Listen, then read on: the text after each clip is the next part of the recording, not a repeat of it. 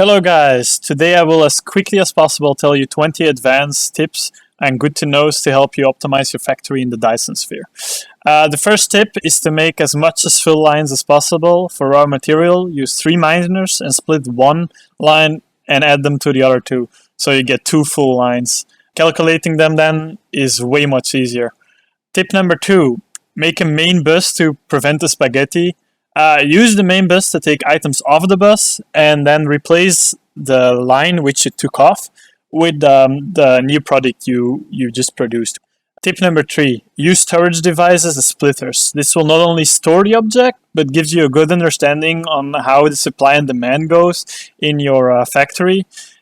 This allows you to take a lot of lines in and a lot of lines out in the same system. So also stack cargo containers to further increase input and output ports. Tip number 4, use MK3 sorters to optimize output and inputs of the sort containers. One MK3 sorter is one full MK1 belt, so it doesn't take a lot of space.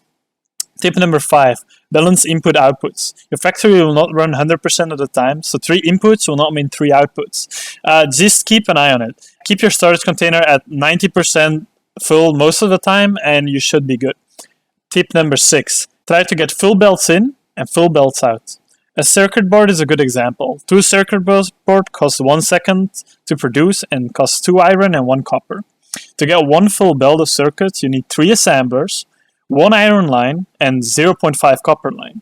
A better alternative would be to produce 2 full belts of circuit boards instead of 1, with 1 full copper belt and 2 full iron belts. Tip number 7. Smelters are pretty easy. Normally ingots get 1 belt in, 1 belt out, and you need 6 smelters to get it, because a belt is 6 per second, and most of the recipes is 1 per second. For certain materials, for instance for coal or titanium or silicon, it's 2 ingots belts in and 1 belt out. For the magnet, it's different. You need 9 smelters instead of 6, the other recipe being 1.5 seconds per magnet instead of 1 second per magnet. Tip number 8. Be aware the basic assembler have a productivity rate of 0.75. So after you did all the calculations and math, divide the needed assemblers by 0.75. So 9 assemblers become 12 in the line.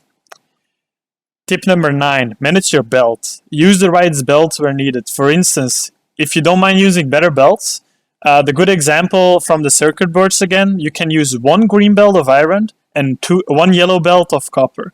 So to supply 6 assembler or 8 basic MK1 assemblers. Tip number 10. Make districts. Organize your base in advance and leave enough space between certain sections of different types of products. Get a smelter district, oil, research, assembler, or even the Dyson's farm launch district to get it all as organized as possible. Tip number 11. After you reached a certain point, you can recalculate the miners of the produced ores, since it will be improved via veins utilization. Some miners will mine more than 360 ingots per minute, meaning they can reach a certain output that's higher than 1 full belt. Take advantage of this. Use a calculator and a sheet of paper to get more complex things done. Like Casimir crystal is a very difficult calculation to get all the amounts right. Use batteries, no matter what your main source of power is. Even if it's continuous, your power usage will spike eventually, either due to productivity or losing a Dyson's part, which takes a lot of energy. The main problem with power spikes is that you might overload the system, making coal miners or facilities that produce the main source of power work less efficient. Producing less mass to get power out of it, thus reducing the power output even more. This might end up in a feedback loop and crash the whole power grid. Because you have less energy, you produce less materials to get energy from, thus making less energy. Tip number 14. If you make a Dyson swarm, place the ray receiver on the poles of the planet. As seasons, it will most likely be exposed 50% of the year continuously and then be dark 50% of the year.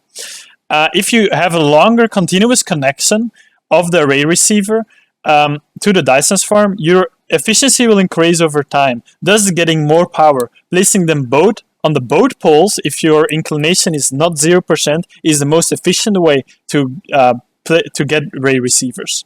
Be aware, the ray receiver has an offset above the ground, so they will be able to receive energy even if the placement is on the back of the planet.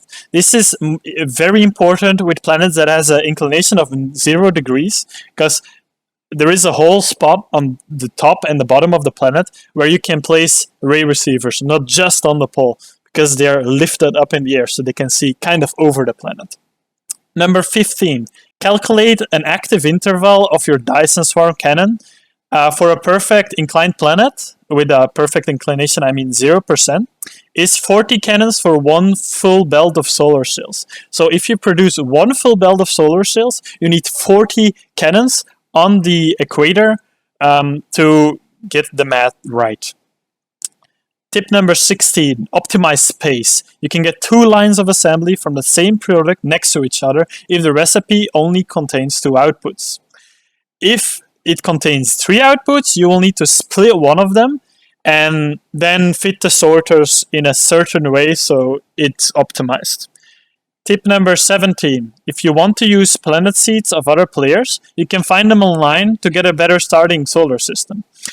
This is particularly useful if you want to build a Dyson swarm. The seed in the description is a starters area where there is a planet of an inclination of 0%, meaning you can place ray receivers on the poles, and they will always be connected to the Dyson swarm.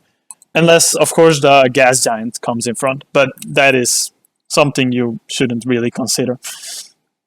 Tip number 18, use your oil on plastic rather than graphite. You will need a lot of plastic for organic crystals, and graphite can be harvested from fire ice anyway, which should be your number 2 priority after finding silicon and titanium. Most gas planets will have fire ice, only 10% of them will contain deuterium. Last but not least, tip number 19, the inventory sorter. You might have missed it, but this button optimizes your inventory and sorts it.